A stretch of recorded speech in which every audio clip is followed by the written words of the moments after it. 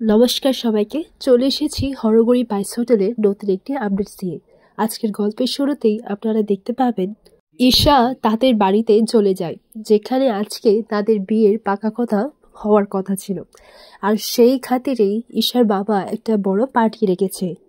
ঈশার বাবা ঈশাকে দেখে খুব খুশি হয়, বলে যে এতদিন বাদে তোকে আমি দেখেছি মা, তুই ভালো আছিস তো? এরপর সেখানে রকিকেও ছদ্মবেশে দেখা যায়। শেষমেশ রকি গৌরীর কথা মেনে সেখানে ছদ্মবেশে চলে যায় এবং গৌরীকেও দেখা যায় ছদ্মবেশে। এরপর এই থেকে দেখা যায় ঈশার বাবা বলে যে আচ্ছা চলুন এবার একটু নাচ গান হোক। তখন গৌরী এবং বাকিরা নাচ গান শুরু করে। গুরুমা বলে যে রকির কোনো একটা কাজ ছিল, তাই সে আসতে পারেনি। আর বিয়ের যা দাবি দেওয়ার সে তো আমরা বলেই দিয়েছিলাম, কিন্তু আমার টাকা চাই না। আপনার যে সম্পত্তি আছে সেই সম্পত্তি আপনি আমাকে দিয়ে দেবেন, আর এর বিনিময়ে আমি আপনার মেয়ের সঙ্গে আমার ছেলের বিয়ে দেব। এরপর এই কথাগুলো শুনে রকি তাদেরকে ড্রিঙ্ক সার্ভ করতে যায়। তখন রকি সেখানেই দাঁড়িয়ে থাকে এবং তারা যখন কথা বলছিল তখন ঈশার বাবা বলে আমার সম্পত্তিগুলো আপনার নামে করে দিতে তো আমার কোনো আপত্তি নেই, কিন্তু আমার ছেলে মিন্টু ও যা শুরু করেছে তার জন্য তো আমি সম্পত্তিগুলো বিক্রিও করতে পারছি না, আর যার জন্য আমি টাকাও পাচ্ছি না। এরপর গুরুমা বলে ওসব আপনি চিন্তা করবেন না। রুদ্র যখন দাঁড়িয়েছিল তখন গুরুমা বলে কি হয়েছে, তুমি এখানে দাঁড়িয়ে রয়েছো কেন, আমরা তো কথা বলছি। এরপর রুদ্র সরি বলে সেখান থেকে চলে যায়। এরপর গুরুমা ঈশার বাবাকে বলে যে আমি আমাদের খাস লোককে দিয়ে মিন্টুকে আমি বশে করে রেখেছি। এই কথাটা শুনে রুদ্র এটাই ভাবতে লাগে যে আমাদের কোন এমন খাস লোক আছে যাকে দিয়ে মিন্টুকে বশ করানো যায়। এরপর দেখা যায় যে সেখানে অবিনাশ মামা আসে এবং অবিনাশ মামাকে দেখে রুদ্র তো অবাক হয়ে যায়। অবিনাশ মামা এখানে কি করছে? এরপর রুদ্রকে গিয়ে বলে রুদ্র ওয়েটারের বেশে সেজে এসেছিল, তাই ওকে গিয়ে ড্রিঙ্ক দেওয়ার কথা বলে। কিন্তু অবিনাশ মামা রুদ্রের দিকে তাকিয়ে থাকে, বলে যে তোমাকে যেমন চেনা চেনা লাগছে, কিন্তু আজকাল তো এরকম দাড়ি কেউ রাখে না, এগুলো কি আসল? এরপর রুদ্রর গালে হাত দিতে গেলেই এইদিকে গৌরী দেখতে পায় যে অবিনাশ মামা তো রুদ্রকে সন্দেহ করছে, আমাকেই কিছু একটা করতে হবে। এরপর অবিনাশ মামার সামনে গৌরী চলে যায় এবং গৌরীর সাথে অবিনাশ মামা নাচ করতে লাগে। তখন গুরুমা অবিনাশ মামাকে ডেকে পাঠায়, ডেকে বলে যে অবিনাশ আমি এখানে সামনে রয়েছি, তো কি করছো তুমি? যে কাজটা করতে এসেছো সেই কাজটাই করো। এদিকে ঈশাও নাচানাচি করতে লাগলো। আর ঈশা অবিনাশ বাবাকে এসে দেখে বলে যে ভালোই হয়েছে রকি আজকে আসেনি, নইলে তো তুমিও আজকে আসতে পারতে না। এরপর অবিনাশ বাবা গুরুমাকে বলে যে যেই কাজটা করতে এসেছি সেটা তো করতে হবে। আসলে রকি জানে না যে দিদি আমার সাথে লুকিয়ে লুকিয়ে যোগাযোগ রাখে, আর আমিও দিদির সাথে যোগাযোগ রাখি। আর এই সব কথাই রুদ্র শুনতে পায়। এরপর অবিনাশ বাবা বলে যে আমি আজকে এখানে একা আসিনি, আরেকজনও এসেছে যে তোমার খুব কাছের। এরপর তারা রুদ্রর দিকেই তাকিয়ে থাকে, বলে যে সে কিন্তু এসেছে এখানে। এরপর রুদ্র এদিকে ভাবতে লাগে যে তাহলে শেষমেশ কি আমি ধরা পড়ে যাব?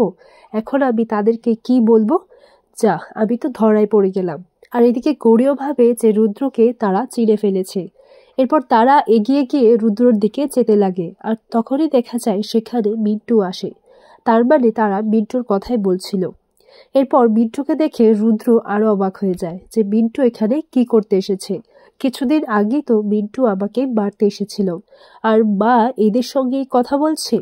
এরপর মিন্টুর আসার পর গুরুমা মিন্টুকে বলে দেখো, আমাদের মাঝখানে এরকম ভাবে ঝামেলা করে কোনো লাভ নেই, তুমি তোমার ভাগের সম্পত্তিটা পেয়ে যাবে। এরপর মিন্টু বলে সেটা কি করে সম্ভব? বিয়ের বদলে যদি সম্পত্তি দেওয়া হয় তাহলে সেই সব সম্পত্তি তো রকির হয়ে যাবে, আর ও যদি পরে আমাকে সব সম্পত্তি নিতে যদি মানা করে দেয় আর যদি অস্বীকার করে, তখন গুরুমা বলে আমি এতটাও বোকা নই, আর রকির নামে কেন সম্পত্তি হতে যাবে? সম্পত্তি তো আমার নামে করে রাখবো। আর ও কি আমার নিজের ছেলে নাকি যে ও নামে আমি সব সম্পত্তি করে দেব? এই কথাটা শুনে রুদ্র খুব অবাক হয়ে যায়। রুদ্রর হাতে থাকা গ্লাসটা পড়ে যেতে চাইলে গৌরী তার হাতটা ধরে নেয়। এরপর বিন্টু বলে গুরুমা আপনি যে বললেন রকি আপনার নিজের ছেলে নয়, তাহলে ও যদি আপনার বিরুদ্ধে চলে যায়? এরপর গুরুমা বলে, না, আমি অনেক দিন ধরে প্ল্যান করেছি আর ওকে এরকমভাবেই বুঝিয়েছি যে ও আমার নিজের ছেলে, আর আমি আমার সব কাজ তো ওকে দিয়েই করাই। সব অপরাধ যা যা করেছে সব রকিকে দিয়েই আমি করিয়েছি। যদি ও কোনোদিন মুখ খোলে তাহলে ওর বিরুদ্ধে সব প্রমাণ আমার কাছে আছে, আর আমি নিজের হাতে ওই সমস্ত প্রমাণ পুলিশের কাছে দিয়ে দেব। এইদিকে অবিনাশ মামা বলে, রকিকে আমরা যতদিন ব্যবহার করতে পারবো ততদিন আমরা ব্যবহার করব।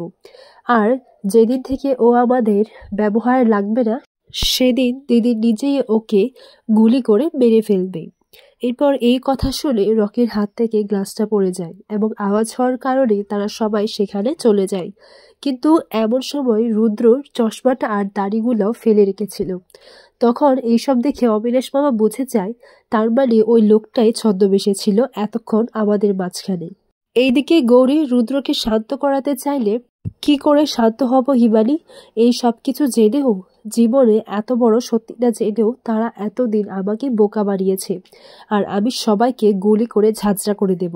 এরপর গৌরী বলে যে, স্যার, আপনি এরকমটা করবেন না। ওরা আপনাকে বোকা বানিয়েছে ওদের বুদ্ধি দিয়ে।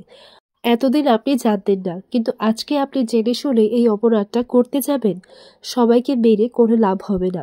এতদিন এরা আপনাকে যেভাবে বোকা বানিয়েছে ঠিক সেইভাবেই এদেরকে বোকা বানাতে হবে বুদ্ধি দিয়ে। আপনারও একটা দল জড়ো করতে হবে। এরপর রকি বলে, কিন্তু টাকা ছাড়া আমি কি করে লোক জড়ো করব? তখন গৌরী বলে, টাকার চাইতেও ভালোবাসার দাম বেশি। আপনি ভালোবাসা দিয়ে লোকের কাছে যাবেন আর ওদের মন জয় করবেন, আর যেদিন দরকার হবে দেখবেন ওই লোকেরাই আপনার পাশে আছে। আর যতদিন আমি আপনার পাশে আছি আমি আপনার কোনো ক্ষতি হতে দেব না। এরপর রুদ্র বলে, তুমি সবটা জানতে হিমানি আগে থেকেই, আর তুমি এত কিছু আমার জন্য কেন করছো নিজের জীবন বাজি রেখে? এরপর গৌরী বলে যে, যেভাবে আজকে আপনি একটা নিজের জীবনের বড় সত্যি জানতে পারলেন, এভাবেই আপনি আরও একটা বড় সত্যি জানতে পারবেন। শুধু সত্যিটা আমি জানলেই তো হবে না, আপনাকেও সেটা জানতে হবে। এরপর দেখা যায় যে হরগৌরী পাইস হোটেলে সবাই রান্না এবং কেক বানানো শিখতে চলে আসে। আর এইদিকে দেখা যায় একজন গুরুমার সাথে সে কথা বলছে যে বস্তির লোকেরা তো জায়গাটা খালি করতেই পারছে না, তাই গুরুমাকে বলে এতে কিন্তু আপনার সাহায্য লাগবে। এরপরই রুদ্র আসে এবং গুরুমা বলে, এই তো আমার বেটা চলে এসেছে। রুদ্রকে দেখে বলে, আমার বেটা গেলেই সব সমস্যার সমাধান হয়ে যাবে। এরপর রুদ্র বলে, কিসের সমস্যা মা? আর এখানেই পর্বটি শেষ হয়।